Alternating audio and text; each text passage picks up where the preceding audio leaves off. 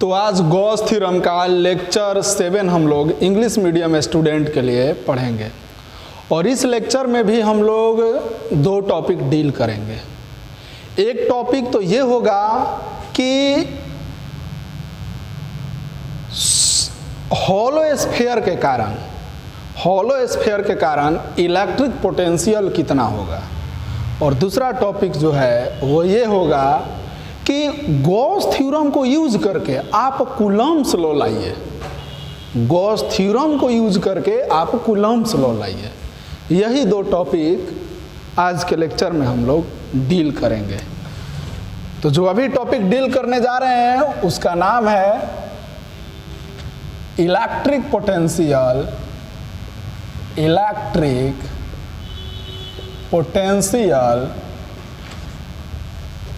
Due to hollow sphere. ठीक है, hollow sphere के कारण इलेक्ट्रिक पोटेंशियल कितना होगा। आपने यही पढ़ा था कि पहले तो पढ़ा था कि हॉलो स्फीयर के कारण इलेक्ट्रिक इंटेंसिटी, लेकिन अभी हम लोग जा रहे हैं पढ़ने हॉलो स्फीयर के कारण इलेक्ट्रिक पोटेंशियल। तो आइए देखते हैं। देखो भाई, जब कभी भी हम इलेक्ट्रिक इंटेंसिटी और इलेक्ट्रिक पोटेंशियल स्फीयर के कारण बात करते हैं तो स्फीयर के बाहर, स्फीयर के सरफेस पर और स्फीयर के अंदर 3 केसेस होती हैं। तो उसी तरह से हम चलते हैं। लीजिए, हम पहले चलते हैं कि कोई मेरे पास एक ये हॉलो स्फीयर है और इस हॉलो स्फीयर का रेडियस है बड़ा यार। जैसे ही इस पे चार्ज देंगे तो चार्ज इसके बाहर की तरफ योर फैल जाएगा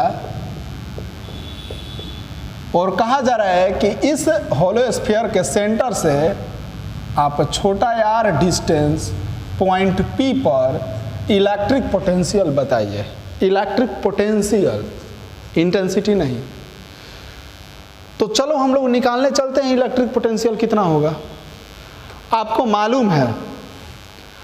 मालूम है कि यहाँ पर इलेक्ट्रिक इंटेंसिटी कितना होगा पॉइंट P पर। आपको मालूम है क्योंकि आपने पिछले लेक्चर में गॉस थ्योरम का एप्लीकेशन फर्स्ट में ही पढ़े हैं कि इलेक्ट्रिक इंटेंसिटी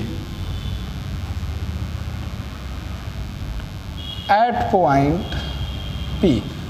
P पर इलेक्ट्रिक इंटेंसिटी कितना होगा।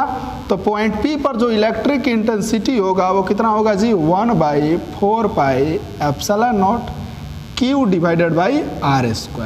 यही होता है ना जी, अगर इस पे चार्ज Q है तो। यहाँ पर इलेक्ट्रिक इंटेंसिटी आपको मालूम है पहले से। आपको निकालना क्या है, इलेक्ट्रिक पोटेंशियल। तो हम लोग जानते हैं बाई फॉर्मूला पोटेंशियल ग्रेडियंट से। पोटेंशियल ग्रेडियंट आपको याद है, पोटेंशियल ग्रेडियंट। पोटेंशियल ग्रेडियंट जो होता था उसका फॉर्मूला होता था E = -dV बटा में dr, -dV बटा में dx या dr बोले तो dr, कुछ भी लिख सकते हैं। किसके रिस्पेक्ट में, differentiation of potential difference with respect to जो डिस्टेंस है वो। तो यही फार्मूला होता था। आप इस फार्मूला को देखें, अब इस फार्मूला को क्रॉस मल्टीप्लाई कीजिए तो -dV या बोले तो dV = -E × dr ना जी। और यही पोटेंशियल डिफरेंस निकालना है। ये छोटा सा है, इसके पहले D है। कोई भी आपको छोटा चीज़ मालूम है और बड़ा चीज़ निकालना है तो क्या करते हैं, इंटीग्रेट, दोनों को इंटीग्रेट कीजिए। ठीक है, इंटीग्रेटिंग बोथ साइड, दोनों तरफ इंटीग्रेट कीजिए। दोनों तरफ इंटीग्रेट कीजिए। Integration of dV = -E × dr। Integration दोनों तरफ इंटीग्रेट कर दिए। अब रहा बात कि कहाँ से कहाँ तक इसको इंटीग्रेट करना पड़ेगा। कहाँ से कहाँ तक इसको इंटीग्रेट करना पड़ेगा। तो देखो भाई, पोटेंशियल डिफरेंस का फॉर्मूला क्या होता था? आपको मालूम है कि इन्फानाइट से पॉइंट चार्ज को किसी चार्ज के इलेक्ट्रिक फील्ड के अंदर किसी कंसीडर पॉइंट पर लाने में जो वर्क डन किया जाता है उसी को इलेक्ट्रिक पोटेंशियल कहते हैं। इन्फानाइट से किसी चार्ज के इलेक्ट्रिक फील्ड के अंदर लाने में जो वर्क डन किया जाता है उसी को हम लोग इलेक्ट्रिक पोटेंशियल कहते हैं। और आपको ये भी मालूम है कि इन्फानाइट पर इलेक्ट्रिक पोटेंशियल 0 होता है। तो अगर बात हो इलेक्ट्रिक पोटेंशियल का, तो इन्फानाइट पर जब होगा तो इलेक्ट्रिक पोटेंशियल 0 होगा, और मान रहे हैं कि इन्फानाइट से उसको यहाँ तक लाने में जो इलेक्ट्रिक पोटेंशियल होगा वो भी हो जाएगा इस पॉइंट P पर, तो यहाँ पर जब आएगा तो भी। अब बात आता है इसको इंटीग्रेट करने का, तो कहाँ से कहाँ तक किया जाएगा? तो अनंत डिस्टेंस से लाया जा रहा है, तो अनंत से लेकर के कितना डिस्टेंस तक? इस r डिस्टेंस पर तक, तो अनंत से r डिस्टेंस तक। dv को जब इंटीग्रेट करेंगे तो भी आ जाएगा 0 से लेकर के v तक, ये माइनस इंटीग्रेशन ऑफ e का वैल्यू कितना है जी? 1/4πε0 q divided by r square, 1/4πε0 q divided by r square into D, infinity से r तक। इस v के जगह पर एक बार अपर लिमिट माइनस v के जगह पर एक बार lower limit is equal to minus 1/4πε0 q into q, क्या बच जाएगा? dr बटा में r स्क्वायर। समझ रहे हैं? dr बटा में r स्क्वायर, ये कांस्टेंट टर्म था, इसको बाहर निकाल लिया इंटीग्रेशन का, dr बटा में r स्क्वायर। ये जब r स्क्वायर नीचे से हो जाएगा ऊपर तो r के पावर -2 इंटू dr लिख सकते हैं, कोई दिक्कत नहीं। कहाँ से कहाँ तक? इन्फिनिटी से r। अब देखिए इन्फिनिटी से r तक। अब आप सोचिए कि v - 0 v is equal to -1/4πε0 q divided by into q। अब ये r के पावर -2 है, r के पावर -2 है, तो इसका इंटीग्रेशन क्या होता है? x के पावर जब n होता है तो x के पावर n+1 बटा में n+1, तो इसका जो इंटीग्रेशन है वो क्या हो जाएगा? r के पावर -2 + 1 बटा में -2 + 1। कहाँ से कहाँ तक? इन्फिनिटी से r तक। ऐसा क्यों? क्योंकि x के पावर जब n होता है तो इसका फार्मूला होता है x के पावर n+1 बटा में n+1। तो v is equal to -1/4πε0 into q divided by x के पावर -2 + 1 यानी -1 बटा में -1 इन्फिनिटी से r तक। तो v इज इक्वल टू, इस माइनस को बाहर ले आए तो माइनस माइनस क्या हो जाएगा? प्लस 1/4πε0 q इंटू ये x के पावर -1 है, x के पावर -1 है तो माइनस जब ऊपर से नीचे आएगा तो 1 बटा में x हो जाएगा। कहाँ से कहाँ तक? इन्फिनिटी से r तक। तो v is equal to 1/4πε0 into q, x के जगह पर क्या रखाएगा? एक बार upper limit r minus x के जगह पर एक बार लोअर लिमिट इन्फिनिटी, 1/∞ क्या हो जाएगा? 0। तो v is equal to 1/4πε0 into q divided by r। समझ रहे हैं? ये 1/∞ क्या हो जाएगा? 0। यानी कहने का मतलब है कि जो इस हॉलो स्फीयर के कारण आउटसाइड में जो इलेक्ट्रिक पोटेंशियल होगा पॉइंट P पर, वो 1/4πε0 q डिवाइडेड बाई r होगा, जो कि पॉइंट चार्ज के कारण भी होता था। समझ रहे हैं आप इस बात को? एक मिनट हेलो, अभी क्लास ले रहे हैं, फोन करते हैं बाद में। हाँ ठीक है, तो उम्मीद करता हूँ कि आप ये बात समझ गए होंगे। देखिए ये सेम टू सेम वैसे ही किए हैं जैसे इलेक्ट्रिक पोटेंशियल का फॉर्मूला डिराइव किया जाता था। अगर आप इलेक्ट्रिक पोटेंशियल के बारे में नहीं जानते हैं तो जाइए और जा करके वो लेक्चर देखिए इलेक्ट्रिक पोटेंशियल वाला। ओके, आप इलेक्ट्रिक पोटेंशियल वाला जा करके आप लेक्चर को देखिए। हमने इसमें क्या किया, तो हमको मालूम है कि बाहर में इलेक्ट्रिक इंटेंसिटी का फॉर्मूला इतना होता है और हमको ये भी मालूम है कि पोटेंशियल ग्रेडियंट से ये formula is equal to minus D V बटा में डी आर होता है। क्रॉस मल्टीप्लाई किए तो D V is equal to minus E into D R, दोनों तरफ इंटीग्रेट किए। क्यों? क्योंकि किसी भी चीज़ का पहले डी लगा हुआ है, मतलब चीज़ बहुत छोटी है, छोटी से बड़ा करना है तो इंटीग्रेट करना। तो इंटीग्रेट किए कहाँ से कहाँ तक? अनंत डिस्टेंस पर इलेक्ट्रिक पोटेंशियल जीरो होता है, हमने जीरो कंसीडर किया। पॉइंट पी पर मान लेते हैं भी है होता है, तो भी लिख दिए हैं। अब देखो इस चीज़ को अनंत डिस्टेंस पर जो था इन्फानाइट पर, इन्फानाइट से लेके और ये यहाँ से आर डिस्टेंस पर हमको इलेक्ट्रिक पोटेंशियल निकालना था, इसलिए इन्फानाइट से आर डिस्टेंस तक इंटीग्रेट कर दिए।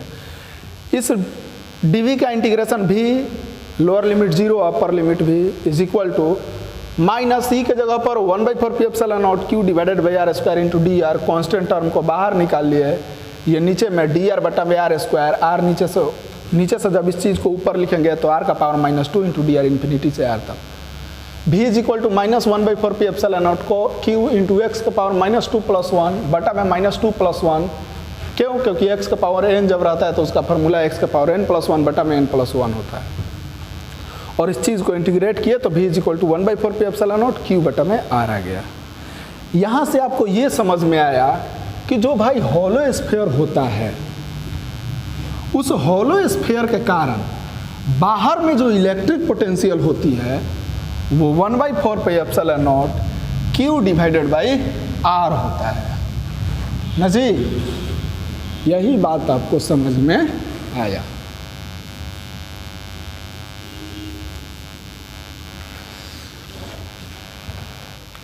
देखिए इधर आपको यही समझ में आया कि जो भी आउटसाइड होता है वो कितना होता है? 1/4 pi epsilon naught Q divided by R. 1/4 P epsilon naught Q divided by R. अब बात आए भी सरफेस पर। भी सरफेस, तो जो भी सरफेस होता है, सोचिए जब सरफेस पर आएगा तो उस केस में तो आप देख सकते हैं जब भी सरफेस का बात हो तो उस केस में ये जो सरफेस पर आएगा, जब ये पॉइंट उठ करके यहाँ से सरफेस पर आएगा तो उस केस में ये जो छोटा यार है यहाँ से यहीं तक हो जाएगा छोटा यार, तो ये छोटा आर बड़ा आर के बराबर हो जाएगा। यानी भी सरफेस के लिए छोटा यार जो है बड़ा आर के बराबर हो जाएगा। तो उस केस में ये फार्मूला क्या हो जाएगा? 1/4 pi epsilon naught Q divided by बड़ा आर ना जी। 1/4 pi epsilon naught Q divided by बड़ा आर। ये कहाँ? ये सरफेस पर हो गया, तो सरफेस पर मालूम चल गया। अब अंदर में भी इनसाइड, भी इनसाइड अंदर में कितना होगा भाई? तो देखिए अंदर में कितना होगा आपको अंदर में पता करना है। तो आप पहले ये बताइए कि हॉलो स्फीयर के अंदर में इलेक्ट्रिक इंटेंसिटी कितना होता है? 0। हमको मालूम है कि ई इनसाइड जो है कितना होता है? 0। जब ई इनसाइड 0 तो E is equal to formula होता है -dv बटा में डी आर, ये भी 0। यानी ये देखो इस जब भी को हम लोग डिफरेंशिएट कर रहे हैं आर के रिस्पेक्ट में तो वो 0 आ रहा है। भी का डिफरेंशिएशन 0 है। किसी चीज़ का डिफरेंशिएशन 0 कब होता है? यानी किस चीज़ का डिफरेंशिएशन 0 होता है? तो कांस्टेंट टर्म का। किसी भी कांस्टेंट टर्म का अगर आप डिफरेंशिएशन करोगे तो वो 0 आएगा। इसका मतलब ये भी जो है वो कांस्टेंट टर्म है। यानी यहाँ से क्या मालूम चल रहा है? dv बटा में dr 0 है, इसका मतलब कि भी क्या है? कांस्टेंट है। समझ रहे हैं आप इस बात को? इसका मतलब ये है कि भी जो है वो कांस्टेंट है। क्यों? अरे भैया आपको बताया जाए कि dy बटा में dx, यानी पूछा जाए आपसे कि d5 का डिफरेंशिएशन कितना होगा, आप क्या बोलेंगे? 0। यानी किसी चीज का डिफरेंशिएशन 0 है, इसका मतलब कि यहाँ पर टर्म कांस्टेंट है। dv बटा में dr 0 है क्योंकि e 0 है। जब e 0 है तो -dv बटा में dr भी 0। ये dv बटा में dr 0 है, इसका मतलब कि ये चीज कांस्टेंट है, इसका मतलब भी कांस्टेंट है। इससे ये समझ में आता है कि आप हॉलो स्फीयर के अंदर में किसी भी पॉइंट पर इलेक्ट्रिक इंटेंसिटी निकालने जाएंगे तो हमेशा कांस्टेंट रहेगा, कांस्टेंट रहेगा। ठीक है, यानी अंदर में आप इस पॉइंट पर जाइएगा इलेक्ट्रिक इंटेंसिटी निकालने तो उतना ही रहेगा जितना कि यहाँ होगा, यहाँ होगा, यहाँ होगा, सेम। वो कितना होगा, तो वो उतना ही होता है जितना सरफेस पर होता है, यानी भी सरफेस या भी इनसाइड, ये दोनों बराबर होता है। क्या करा बराबर, तो 1/4 pi epsilon naught Q divided by बड़ा R, और ये चीज़ कांस्टेंट होगा, कांस्टेंट। समझ रहे बात को, अंदर में इलेक्ट्रिक पोटेंशियल कांस्टेंट होता है। अंदर में इलेक्ट्रिक पोटेंशियल कांस्टेंट है, इसका मतलब ये कि ये सरफेस इक्वी पोटेंशियल सरफेस बन गया है, क्योंकि ऐसा पॉइंट जहां हर पॉइंट पर इलेक्ट्रिक पोटेंशियल सेम हो उस सरफेस को इक्वी पोटेंशियल सरफेस बोलते हैं। यानी अंदर में चार्ज को कहीं से कहीं पर ले जाने में कोई काम नहीं करना पड़ेगा, कोई वर्क डन नहीं करना पड़ेगा। ये कांस्टेंट है, इसका मतलब it means that there is no work done to carry charge from one place to another place inside hollow sphere। समझ रहे बात को, होलो स्फीयर के अंदर एक पॉइंट से दूसरे पॉइंट तक ले जाने में कोई भी वर्क डन भी नहीं करना पड़ेगा। तो आप इस बात को समझ गए। ये पहला टॉपिक आपका डील हो गया। अब दूसरा टॉपिक जो था कूलम्ब्स का नियम निकालना गॉस थ्योरम के हेल्प से, यानी derive the expression of Coulomb's law by the help of Gauss theorem ना जी, यही। और इसके बाद में आपका ये गॉस थ्योरम का टोटली लेक्चर खत्म, गॉस थ्योरम फिनिश हो जाएगा। उसके बाद स्टार्ट होगा कैपेसिटी एंड कैपेसिटर। तब तक आप जितना भी क्वेश्चन है, क्वेश्चन वगैरह एनसीईआरटी चाहे कोई भी बुक हो उठा के सॉल्व करेंगे। बाकी क्लास खुलने पर आपको क्वेश्चन वगैरह जो भी है कराया जाएगा। तो लीजिए, अब जो आपका टॉपिक है जिसको हम डील करने वाले जा रहे हैं वो है डिराइव, पूछता है एग्जाम में, Coulomb's law. Derives Coulomb's law by the help of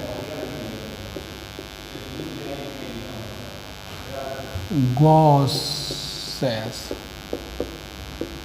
theorem. Gauss's theorem के हेल्प से कूलम्ब्स लॉ को डिराइव कीजिए। ये एग्जाम में आपका पूछता भी है। देखो, कूलम्ब्स लॉ और गॉस थ्योरम कोई अलग अलग लॉ नहीं है, एक ही लॉ को अलग अलग फॉर्म में लिख दिया गया है। देखना कैसे डिराइव हो जाएगा। जैसे कि मान लीजिए गॉस थ्योरम क्या बोलता था, कूलम्ब्स लॉ क्या बोलता था। पहले कूलम्ब्स लॉ देखने जा रहे हैं।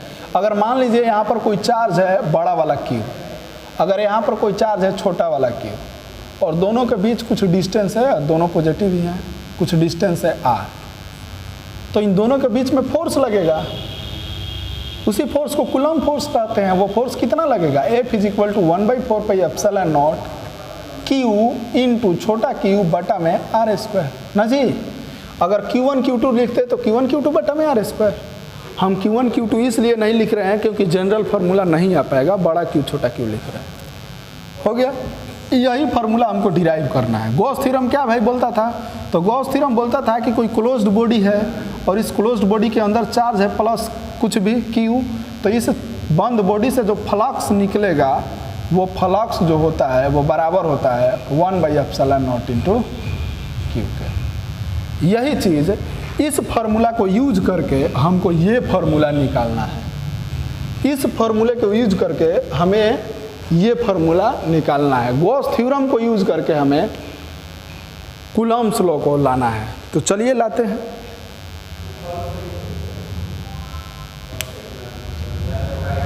चलिए,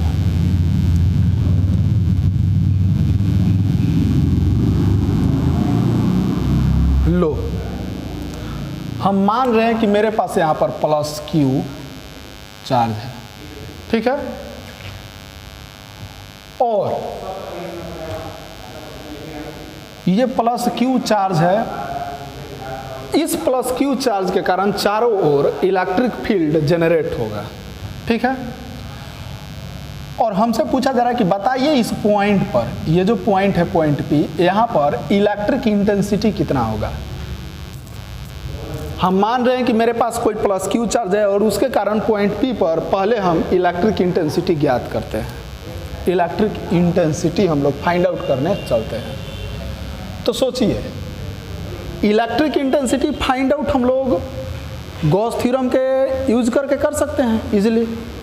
तो जहाँ कहीं भी गॉस थ्योरम लगाना होता है तो हम क्या करते हैं, या जहाँ कहीं भी इलेक्ट्रिक इंटेंसिटी निकालना होता है हम एक गॉसियन प्लेन खींचते हैं, इसलिए कि ये जो चार्ज है प्लस क्यू वो सरफेस के अंदर में आ जाए। सरफेस के अंदर आ गया।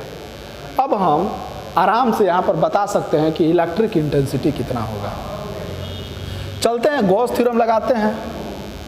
ये जो डिस्टेंस है पॉइंट पी वो प्लस क्यू चार्ज से आर डिस्टेंस पर है। तो applying Gauss theorem,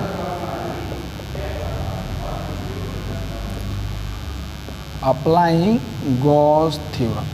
Gauss theorem को जब हम लगाते हैं तो क्या होता है भाई, गॉस थ्योरम जो इससे कुल फ्लक्स निकलेगा वो बराबर होता है 1/ε0 इंटू क्यू के। कोई दिक्कत? कोई दिक्कत नहीं। Equation first. अब दूसरा, फ्लक्स का फॉर्मूला क्या होता है, D phi is equal to EDA cos theta. अब दूसरा हमको फ्लक्स निकालना है कि इस पूरा सरफेस से कितना फ्लक्स निकल रहा है। चलो भाई, कैसे मालूम चलेगा कि कितना फ्लक्स निकल रहा है, तो हम करते ही हैं कि इस सरफेस को बहुत छोटा छोटा पार्ट्स में काट देते हैं। छोटा छोटा पार्ट्स में काट देंगे और एक पार्ट से निकाल लेंगे कि कितना फ्लक्स निकल रहा है। जब एक पार्ट से मालूम चल जाएगा कि फ्लक्स कितना निकल रहा है तो पूरा सरफेस को ऐड कर देंगे, मालूम चल जाएगा कि पूरा सरफेस से कितना फ्लक्स निकल रहा है। सेम टू सेम वैसे ही जैसे हम लोग एप्लीकेशन में करते हैं। तो हम मान रहे हैं कि ये पॉइंट पी बहुत छोटा सा सरफेस है। अगर इस पूरा एरिया को हम ए से लिखते हैं तो ये बहुत छोटा सा सरफेस को DA से लिखेंगे। यहाँ पर इलेक्ट्रिक इंटेंसिटी निकालना है, इसलिए इधर इलेक्ट्रिक इंटेंसिटी का कुछ डायरेक्शन होगा। चूंकि ये एरिया बहुत छोटा है इसलिए एरिया का भी डायरेक्शन भी इधर ही होगा। तो इसलिए flux associated with DA area, DA area से कितना फ्लक्स निकलेगा, बहुत छोटा एरिया है तो फ्लक्स भी बहुत छोटा निकलेगा। E into DA cos theta. Theta का वैल्यू दोनों ही की तरफ है 0, इसलिए cos 0 बोले तो 1, इसलिए d फाई बोले तो E इंटू DA। इस छोटा सा एरिया से इतना फ्लक्स निकल रहा है, इसलिए पूरा एरिया से कितना फ्लक्स, इसलिए flux associated with whole surface ना जी, flux associated with whole surface. तो चलो भाई, समेशन ऑफ डी फाई कुल फ्लक्स बराबर होगा 1 कुल फ्लक्स जो है वो बराबर होगा किसके, E इंटू एरिया का भी समेशन करना पड़ेगा DA। Summation of D phi is equal to E into इस स्फीयर का एरिया कितना हो जाएगा 4πr²। 4π अगर इसका रेडियस छोटा r है तो 4π छोटा r²। इक्वेशन सेकंड मालूम चल गया। यहाँ पर भी समेशन डालते हैं क्योंकि होल फ्लक्स होता है।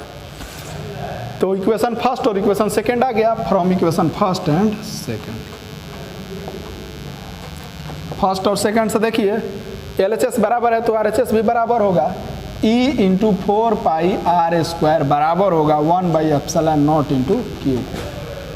तो E is equal to 1/4πr² ε0 into Q, यानी E इज इक्वल टू, अगर इस चीज़ को सजा के लिखे तो r² को क्यू के नीचे ε0 को इधर 1/4πε0 Q divided by r²। 1/4πε0 Q divided by r²। यानी हमने गॉस थ्योरम को यूज करके इस प्लस क्यू चार्ज के कारण पॉइंट P पर कितना इलेक्ट्रिक इंटेंसिटी होगा अभी ये निकाल लिए। आपसे एग्जाम में ये भी पूछ सकता है कि आप गॉस थ्योरम को यूज करके इलेक्ट्रिक इंटेंसिटी का फॉर्मूला निकालिए, तो आप इतना ही तक ला के छोड़ देंगे। आपसे अगर ये पूछेगा कि गॉस थ्योरम को यूज करके आप इलेक्ट्रिक इंटेंसिटी का फॉर्मूला निकालिए, तो इतना ही तक आके छूट जाएगा। यानी यहाँ पर ये लिख दे रहे हैं, this is the electric intensity